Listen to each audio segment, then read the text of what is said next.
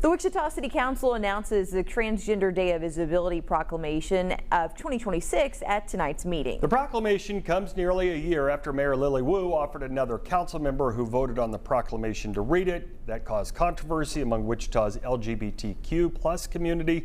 Thomas Lynch talked to Wichita Pride about the impact a proclamation like this can have.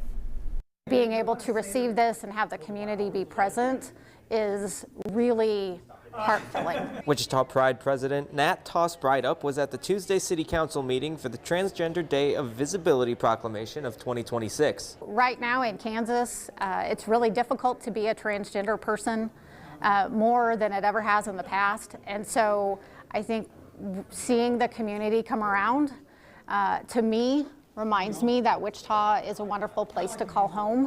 Brideup says that with the Kansas legislature passing harsh laws against the trans community, it is important to show up and remind the city that they belong as much as anyone else. Showing up today, being part of this, having meetings to try and get an understanding of how we can all work together and celebrate everybody in the community is really important to Wichita Pride. Joseph Shepard read the proclamation, emphasizing his support of the LGBTQ+ community. Proclamations are ceremonial documents recognizing important issues, events, or accomplishments meaningful to Wichita, and the lives of my transgender neighbors are meaningful to this city.